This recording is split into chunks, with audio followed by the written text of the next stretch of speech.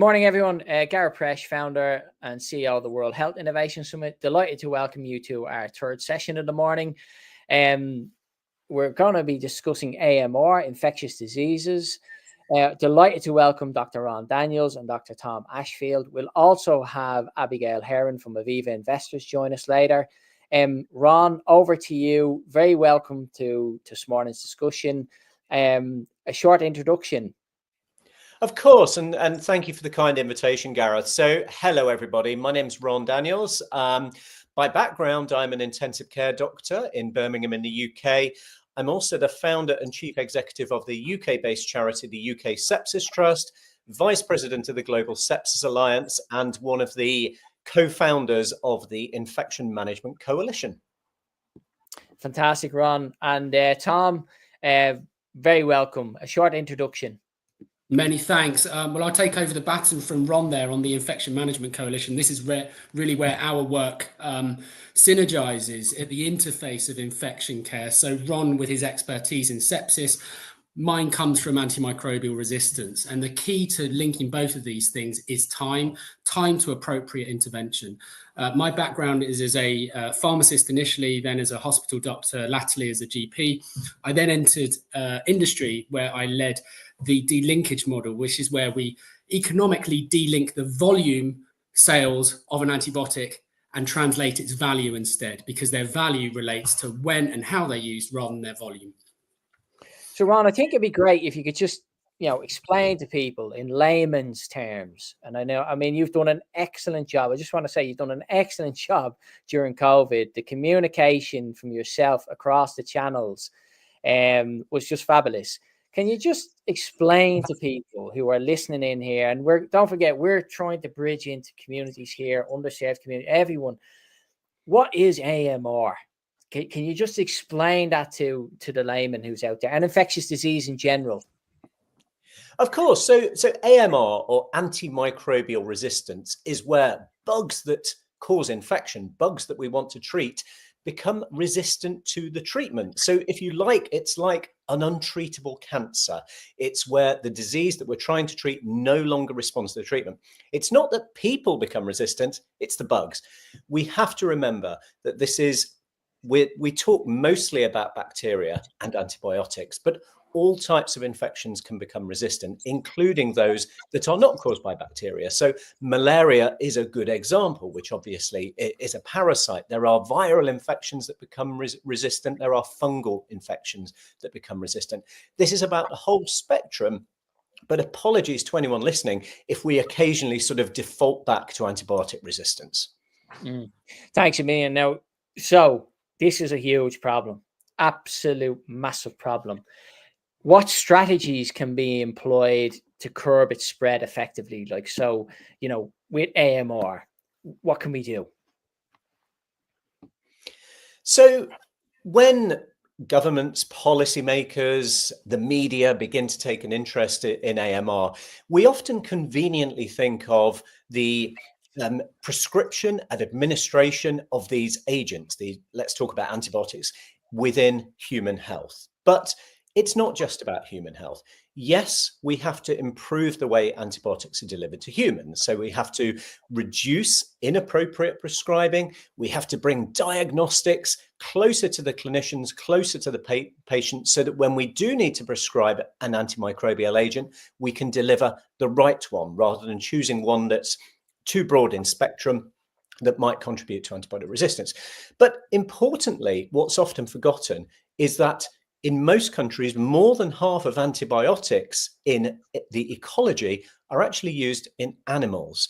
And often that's appropriate, treating animal health, but particularly, not exclusively, particularly in intensive farming and with the desire for cheap meat production, there's the tendency to use antibiotics to treat a whole herd of animals, for example, when only one or two are ill. So there's preventative. In some countries, and this isn't the case in the UK, in some countries, antibiotics are still used as growth promoters. And then the third aspect is around pollution, the excretion of antibiotics by farm animals, by humans, and indeed the release of antibiotic contaminated waste by our hospitals into our water systems. And this means that there are antibiotics in the food we eat, in the water that we drink. And I guess we could have a whole conversation around what that does to our fertility rates. You know, we can kind of guess where that goes. Oh, absolutely. And there's so many factors, so many ways in which the ingestion of unwanted antibiotics can impact on our health. Yes, it could well be around fertility, but it's also around the microbiome in the gut. It's around gut health. That affects our immune system, and it affects the development of other diseases. So, Tom, this is sort of comes into this new concept, and what we love to do in health services is break things up and confuse people. So One Health, how does the One Health approach benefit both human and environmental health, and what barriers are there to implementing this model widely? This is a conversation I've had with a number of sort of cities and governments wanting to have an insight into how do they adopt a One Health strategy. Well, that's amazing, because Ron has left us there with the key science. He's covered from microbe to the masses in animals and humans. And that's very important, because we realize this isn't singularly a health issue. It's a global planetary issue presenting a global permacrisis across the environment, across healthcare. And we're one of the stakeholders that can make a difference. And I think we are leading the way. And I think the UK has a really strong place in that, particularly if we think about the paradigms of sepsis management with the UK Sepsis Trust spearheading change and into other countries, but also balancing that with appropriate use of antimicrobials. When we then think of the patient at the center of that, they're the intersection of this problem. That patient with cancer, or that's about to have major surgery, or is unwell in other ways because they have a suppressed immune system, they are the center of that problem. If we now think of that as a paradigm within One Health, we also realize that the AMR problem is a concept. So Ron has talked about the science, and you mentioned concept within your first line, Gareth, and that's so important. The concept of One Health is illustrated by AMR, antimicrobial resistance, I believe better than any conundrum that's ever been presented to health or the environment. So what do we do in terms of in implementing that strategy? We think in terms of AMR. There's a lot of paradoxes within it. So it's about when and how you use these things within healthcare to intervene and save a life, rather than the volume that's used. So economically, we must inform our investment approaches around value-based economics, so that we value outcomes which lead to productive and healthy lives and clean environments, rather than volumes. And that is a very nuanced understanding. I know that some of the impact investors like Abigail will understand that. And we've also had the sort of the forerunners within the impact investment circles getting this and understanding it. But it's key not just to AMR to get this issue. It helps us understand the concept of One Health. So how can you invest in circular economies into solutions and platforms which include data, diagnostics and treatments and the environment to improve a problem, rather than looking in these silos and just going after one thing? So that's the concept, looking at it in a holistic way and approaching it with platform solutions which give sustainable change.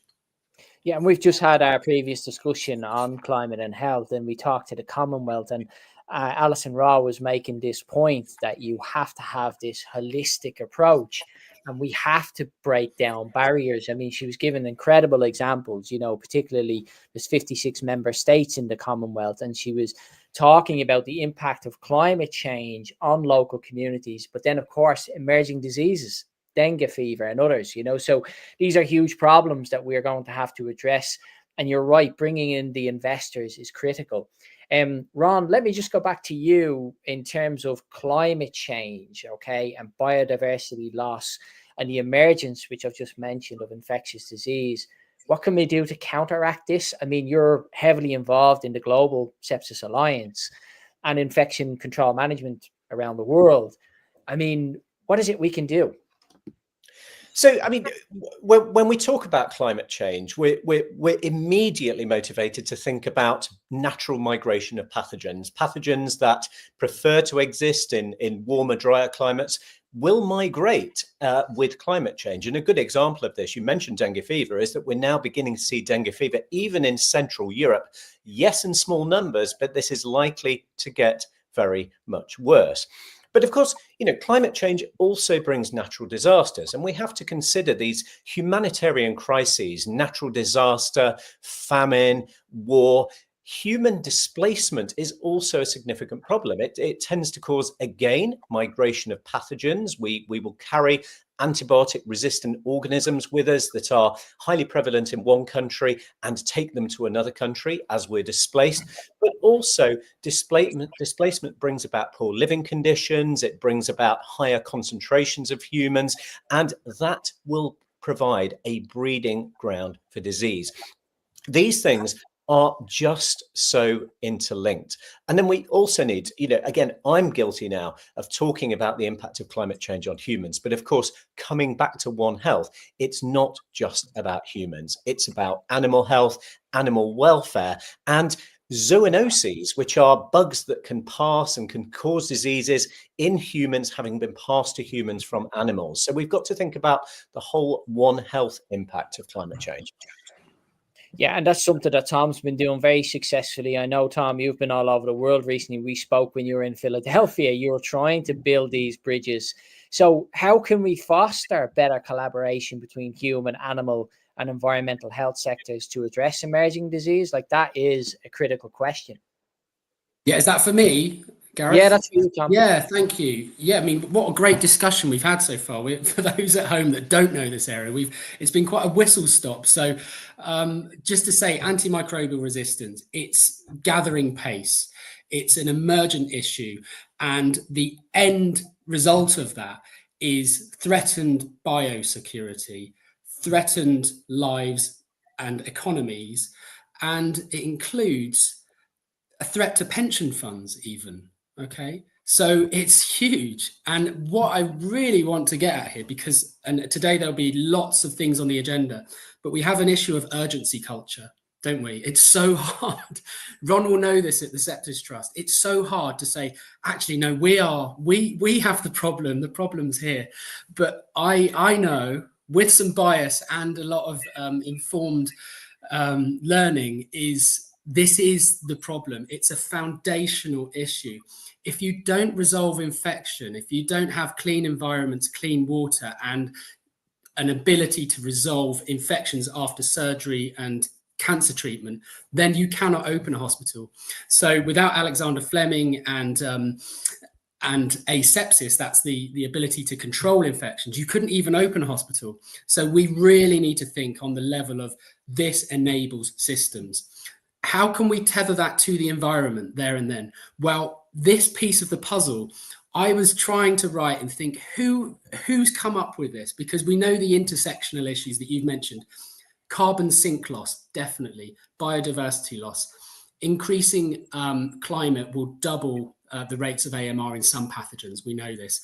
Climate events, migration, you've covered those. And then we think about consumption. And this is the kicker. We've already talked about the appropriate use of antibiotics. When you use them appropriately, that's when they have maximal value. That's when you want to invest in them. So it's a time sensitive thing. Invest in using them right. So it goes against using them at volume. But what also happens is when you use them at volume, you cause a massive carbon footprint. Amazing work by a group called Innovator, who are just releasing their carbon footprint classifier. It's called the MCF. It's a UK-based project.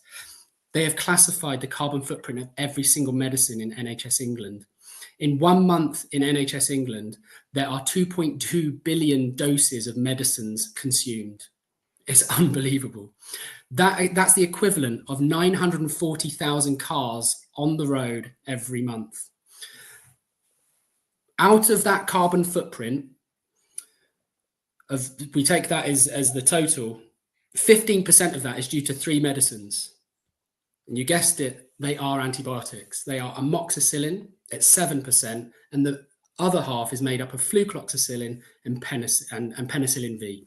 These are used in conditions in primary care, in GPs mostly, and we know that at least 20% of those are still inappropriately used. So not only when you use and value antimicrobials in the moment, whether that's for sepsis or a sore throat, do you have a good public health and individual reason to do it, you now have an overwhelmingly compelling reason to do it for the environment. So I think this just pushes it across the line and says, okay, we've got to really change things. Yeah, absolutely. Because I think the health service, I mean, contributes something like 6% of of global emissions, like worldwide. So we are a big player. A couple of questions. Come back to you, Ron. AMR. There's been a recent report in the UK, the O'Neill report. 10 million deaths annually by 2050. I mean, this is a huge problem. I mean, what really excites me about this situation with AMR, and I think you both of you are kind of pioneering this work, and Abigail, who's going to join us shortly, that the investors actually see this as a risk now. And there's a coalition put together in terms of, I think it's $1 trillion under management, a coalition of investors. But this is all well and good, and we see this at the COP when we talk about 300 billion here and 1 trillion here, but where is it going? Like, so where does the rubber hit the wheel? Do you know what I mean? Like, so I mean, this is sort of a job, but this is like what I feel is like, you know, we need to get into those silos, because the bridge between the health sector and the financial sector, it's not there. So how do you think we can do that? How can we bridge that gap? Yeah, I mean, this is a really interesting area. Now, we have to remember that the O'Neill report, that's actually 8 years old now. That was published in 2016. And I think people in Tom's world, my world, believe that was actually a really optimistic report. People hear of AMR and they sort of, I think, unless they're in the space, they see it as a perceived threat for the future. But, you know, Professor Dame Sally Davies, the former Chief Medical Officer of the UK, said quite rightly, sepsis is a more immediate existential threat to human life than climate change. We know that they're intrinsically interlinked, as Tom's just described. But let's just talk about this for a minute. How big a problem is it right now? Well, you know, my intensive care unit, probably at any one time, 40 to 50% of my patients are there with infections that are resistant to first-line antibiotics. So this is a problem for today. A few months ago, I had a long-distance lorry driver from an Eastern European country in my unit. He had an infection that was only sensitive to one of 2 antibiotics that I only have access to because of Tom's subscription model for antibiotics that's being piloted by NICE. Without that, this 40-something-year-old long-distance lorry driver would have died. Their country would have lost 20, 30 years of taxable income. The children would have lost their dad, and so forth. Our rivers, 1 in 8 of our rivers in the UK contain multi-drug resistant E. coli. And for example, if you're a freshwater swimmer or a surfer, you are 4 times more likely to be admitted to hospital with a drug-resistant infection than if you don't undertake one of those 2 activities. So really, this is just framing this. This is an enormous problem right now. Many thousands of patients in every healthcare system in the world already have drug-resistant infections. This is not a future problem. So I think I'd just sort of turn your question back to you. It's really, how can we afford not to do this? We've talked about sepsis. Sepsis is estimated to affect 49 million people around the world every year, right now claiming 11 million lives, which is 3 times more lives than were claimed in the entire COVID-19 pandemic. So this is a huge problem. Sepsis is the final common pathway to death from the vast majority of infectious diseases worldwide. And sepsis, therefore, is actually the mode of death as a consequence of antimicrobial resistance. AMR is the driver, the mechanism. But, you know, again, I made the analogy with cancer earlier. We don't say that people die of chemotherapy resistance if they die of cancer that responds poorly to chemotherapy. Similarly, people do not die of antibiotic resistance. They die of infections we cannot treat. And if we don't act now, if we don't invest, this will become existential. And every one of those 49 million people who develop sepsis every year will die. Yeah, it's unbelievable when you think of it. You gave the example of swimming, So when I was growing up, I remember sitting in the, in the hall watching a video encouraging young people to swim, and then you wanted to go swim. Now you're saying you're more likely to get an infection if you go swimming, and you think you're doing the right thing. I mean, we're certainly going off path here with what we're doing. So we need to reconfigure. As I had a conversation recently with Professor Leif Edvinson, we need a paradigm shift. We really do need a paradigm shift in what we're doing. I do think there's an opportunity to bridge that gap. I want to come to you, Tom, in terms of opportunities, and in your opinion, what are the most prominent scientific or technological advancements in combating AMR? Like this, I'll come back to you, Ron, as well, in terms of artificial intelligence. Is that an opportunity? Well, just like Ron, I might turn the question back to you and look at the infographic behind you, because it implies a lot of simplicity. I'd say that these things are not that advanced. They include thermometers, taking your pulse, asking how your relative is, and asking your doctor when you have chemotherapy what infections you're going to have. Those things, I believe, will take you to 90% of your risk management, by far and away. In terms of the advancements, what we need to do is apply AI and deep tech to connecting surveillance data, and I believe the only way that we do this is by embedding infrastructure.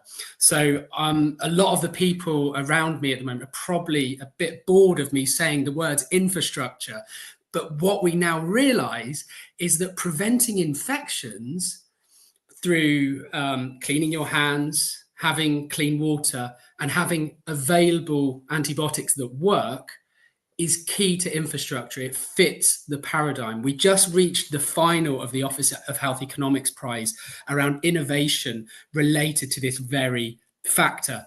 So how do we change this paradigm and think about investment into technologies? I believe we've actually got to, like Ron says, turn the concepts on their head, really. So in the group that I've been working with, which includes economists and eminent expert on zoonosis, that's sort of the spread of animal to human disease. What we have really thought about here is we need to turn this on its head. Rather than speaking about AMR, which is just not investable, you cannot invest in a problem. You can only invest in solutions. So what we're thinking about there is antimicrobial effectiveness, the complete opposite. So how effective is your antibiotic? Well, it's only effective, one, if you can get it into the hands of the people that need it and into their bodies if they need it. And there, once you see it through this lens, you can see where all of the innovations apply. They apply to data, they apply to the appropriate diagnostics for people at home with chemotherapy that can tell that they need it. They apply to having a thermometer at home.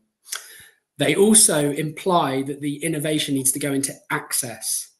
Predominantly around the world, the issue is not with resistant infections. It's the inability to access treatments that work that are just not available in that country.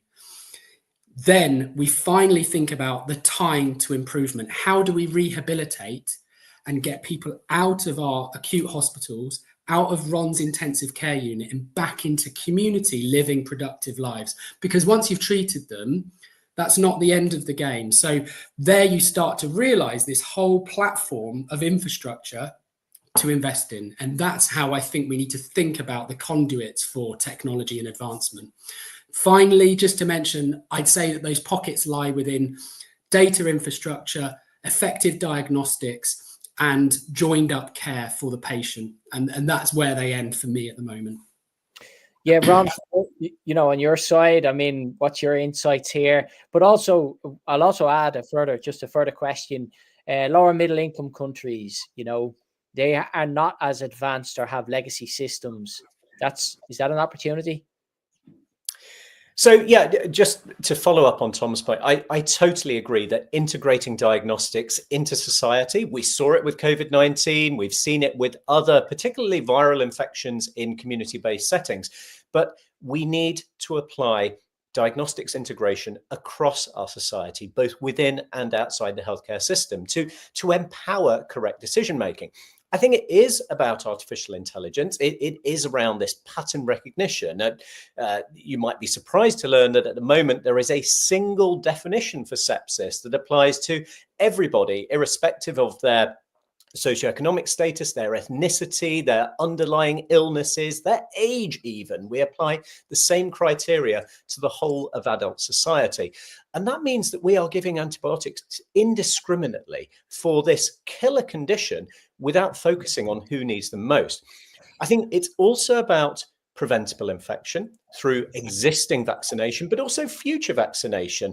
The most prevalent bug causing sepsis is E. coli, and we are shortly to have a vaccine effective to prevent E. coli infection. So we need to develop this. We also need to think about non-antimicrobial therapies. Now, a really good example is bacteriophage therapy that's currently being looked at again. This is nothing new, but this is around biological agents that can kill bacteria. We need to explore strategies like this, but also non-antimicrobial therapies. So therapies that either activate or damp down the immune system to prevent the body's response to infection, because bacteria aren't necessarily bad. It's the way the body's responding to them that causes the harm. Now, to come to low to middle income countries, we simply don't know. There's no good intelligence on the impact of antibiotic resistance in these environments. But I've done work in sub-Saharan Africa. It's not so much which antibiotic shall I use if somebody comes in seriously or with an infection. It's, have I got an antibiotic to use? So one might hope that antibiotic resistance is less prevalent if it were accurately measured in many of these environments, because there's been less use of antimicrobials over time, and certainly far less availability of the killer classes like the carbapenems and so forth. But even in high income countries, we see inequality. In the UK, we have data from some of our medium and large cities, and they show that the resistance of E. coli to first-line antibiotics is already at about 40% in communities in areas of low socioeconomic deprivation. In areas of high socioeconomic deprivation, that resistance is 80%. So that's only 1 in 5 E. coli isolated from people in areas of higher deprivation are sensitive to first-line antibiotics. That's the reality of inequality, even in high-income countries, and we've got to address this.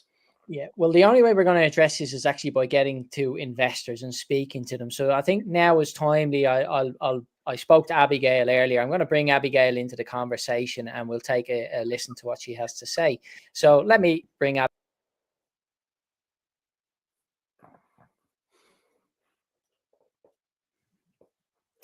So I'm just going to speak to Abigail Herron from Aviva Investors. Abigail, welcome to WHIS 2024 online. Delighted to talk to you about emerging diseases of concern. Abigail, just a short introduction from yourself. Thank you so much. It's great to be here. So I lead the AMR work at Aviva Investors, which is the investment arm of Aviva, the insurance company. And I have been working in the space for about 10 years now.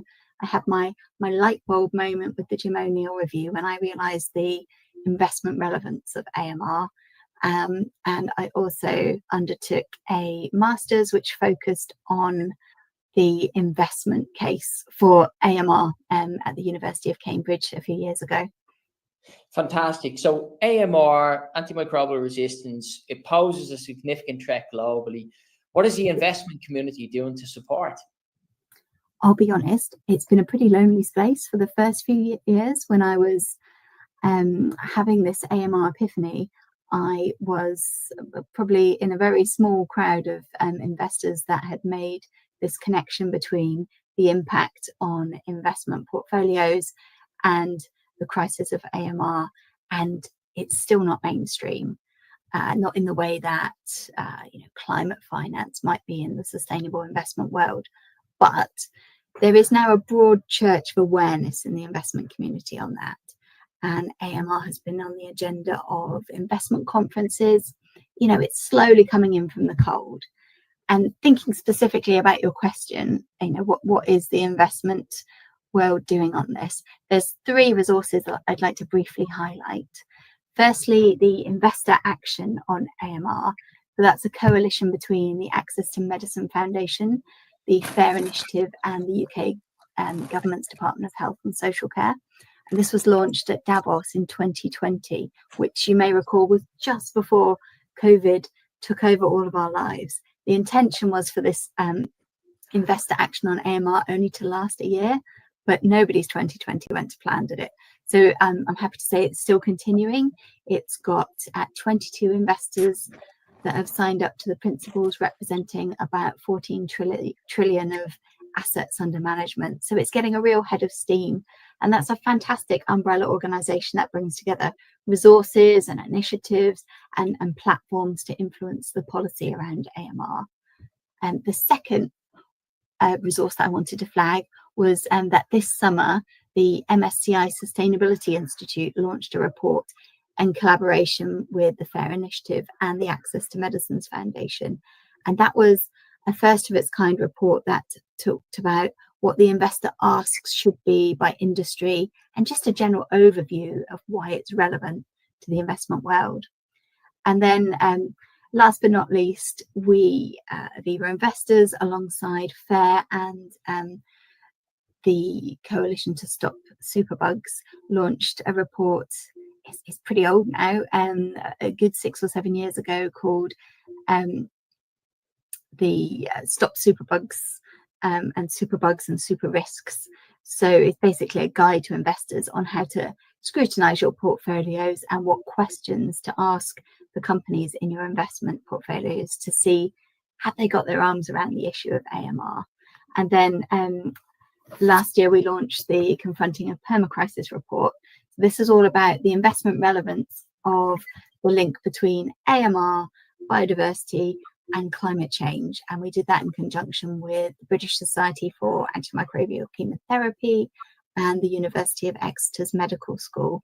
And it's basically a guide to why investors shouldn't tackle AMR in isolation, but why they should hang it off existing work streams that are likely to be more established, such as climate and biodiversity, and how AMR, climate change and biodiversity all interlink and make each other worse.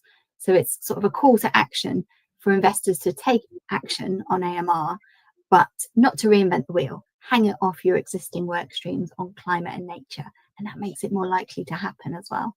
Well, you've kind of just answered my next question. I was going to say, do you feel we have an opportunity to align climate finance with health, given the significant challenges that both areas face? Yeah, absolutely. And I think we know that climate and nature are 2 sides of the same coin.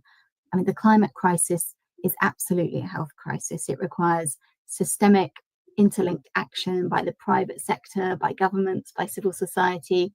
Human health relies on fresh water and healthy food and clean air and a stable climate.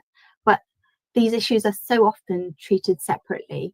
And I think that uncovers a lack of guidance for businesses on how to leverage, for example, their net zero strategies in a way that simultaneously accelerates climate across these interlinked challenges.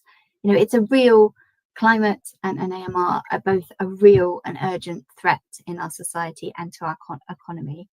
And we've seen, the impact of severe floods or heat stress or drought and the immediate and severe impacts that they have on health and the linkage with climate as well.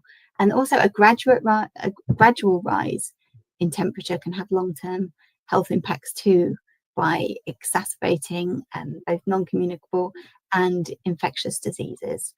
And then, of course, there's health in its broadest sense, the impact of climate change on mental health, whether it's the trauma of living through a severe weather event or more widely suffering what we call eco-anxiety. And just with the previous example, there's a couple of pockets of integration that I'd like to highlight. Only this week, we've had the COP29, that's the climate COP in Azerbaijan that's happening this week. We've had the speech by the Prime Minister of Barbados, Mia Mottley, and she's got such a powerful platform. You know, she straddles the climate finance world with her Bridgetown initiative, which is all about taking urgent and decisive action on reforming the international financial architecture. And then she's also got her co-chair hat with the Global Leaders Group on AMR. So she can see them both very clearly. And she used those two lenses very powerfully in her speech this week, talking about how AMR is a major challenge to sustainable development, as is climate. And, you know, she talked about how the productivity losses that flow from both of these, and the fact that AMR threatens to reverse decades of medical progress. So I think she's done a really good job this week of highlighting the linkage, which very much address your question. Yep. And a more, I guess, slow burn example would be Forum for the Future. So they convened a Climate and Health Coalition, and that's mobilising and equipping the private sector to take action and not tackle these two issues in silos, which I think is really important. It's all about integrating them together. And their Climate and Health Coalition is really powerful and helpful in terms of providing guidance for the private sector to deliver on integrated climate and health strategies, and also takes into account the policy piece. So there's recommendations for governments and investors and the philanthropic world as well to support private sector action. Well, thanks a million. Look, I'm delighted that you could join us. Appreciate that you've had to dial in. We'll leave it there, Abigail, but I really look forward to working with yourself as we build this coalition, as you mentioned, where we bridge the health sector with the financial sector and be able to address AMR and other infectious disease, because there's no doubt with climate change and with the challenges that we face in health and in finance that we need to work together collectively. So thanks very much for joining us. It was my pleasure. Thank you so much. Have a brilliant event.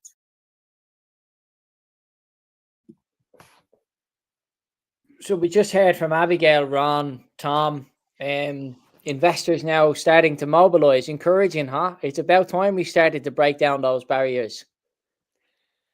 Well, yeah, I mean, this is great news. It's really good to hear. And some of the conversations that you and I have had outside this meeting, Gareth, sort of really reinforce that this sort of this impact investment, social investment, if you like, is really gaining momentum. People are coming to realize that actually there are aspects of intervention that society can and should make that will not only benefit human health, animal health, ecology and environment, but will also make investment sense, will carry a return on investment. And it's so rewarding to hear this. Yeah, it's not rocket science. I think, you know, when I used to work in the policy section, you know, you would come to me as the clinician, we'd sit down with the patient groups and we would create a business model, and it would go to government and government would sign off, we borrow the money and then we deliver the value.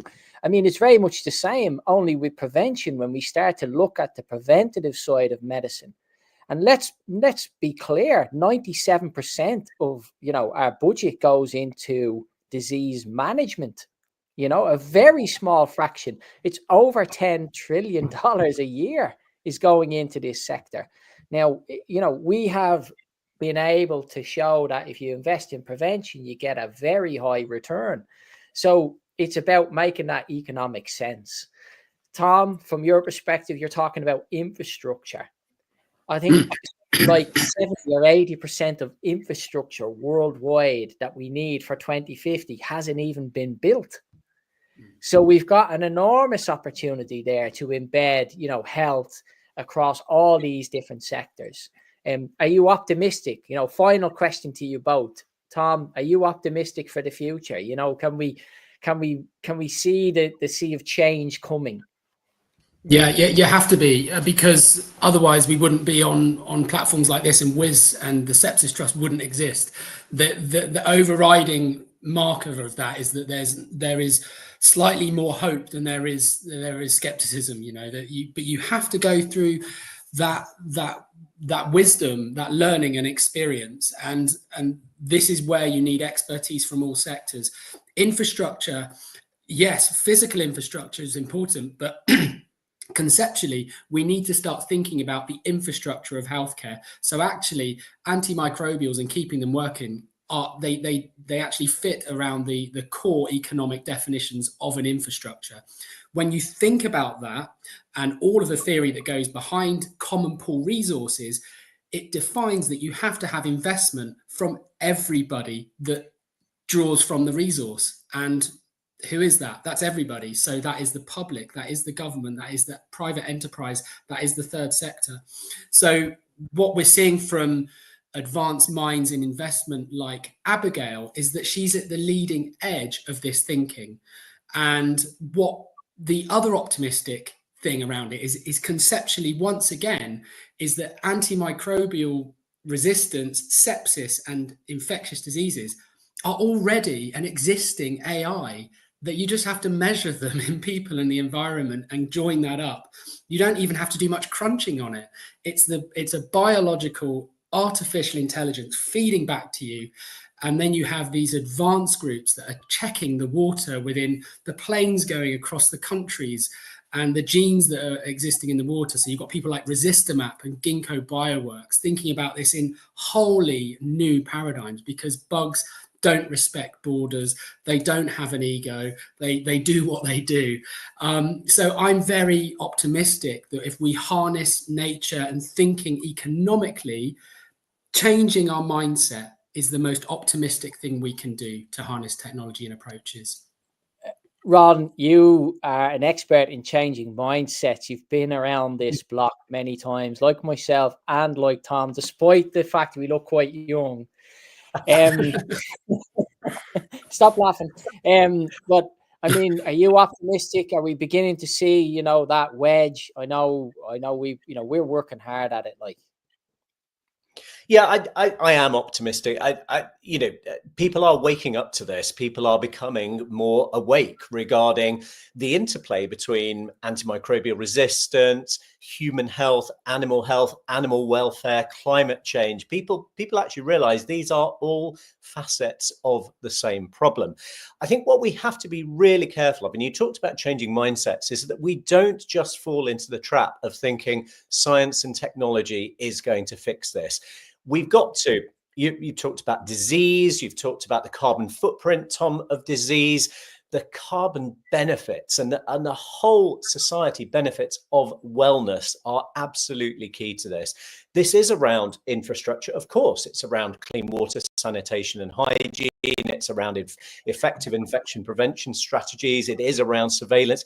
Yes, it's about science and technology, but it's about human behavior. It's about understanding our place in One Health, understanding that promoting good animal welfare is critical to our own health, as well as the health of the animals on whom we depend. And it's about understanding that actually we need to consume protein responsibly. We've talked about intensive farming. I think we need to understand how we can make high quality protein, whether it's meat protein or plant protein, available to those on lower incomes within our societies. We need to get rid of inequalities in access to healthcare systems, and we need to ensure that the basic standard of living for all animals, including humans, is appropriate. There are horrifying facts out there around, within my country, what defines, for example, a free-range chicken. The space they have to have is a single sheet of A4 paper. So we've got to understand our place in the whole of society and in the health of the planet. Yeah, well, look, thanks a million, Ron and Tom and Abigail, for joining us. We're going to wrap this session up. I just want to thank everyone for joining us. Our next session is at 2 o'clock, 2 p.m., and that will be about changing behaviors, but using digital health. So do join us. Ron and Tom, thank you very much, and Abigail. And for everyone who's joined us, we look forward to working with you in the future. And what I'm very keen and focused on with Ron and Tom is working with Abigail to be able to access that capital. The capital is there, but we just need to mobilize and work collectively. I think one of the problems and the challenges we face, Ron, and this is certainly from my experience, and I can share, having left the health sector, worked in it, all my life, and stepped outside. I'm almost 10 years out. I found it difficult to engage back with the health sector to use what we have as our knowledge base to be able to change the dynamics, we need a new approach. We have to change what we're doing. So thanks everyone, and we'll talk very soon. Many thanks.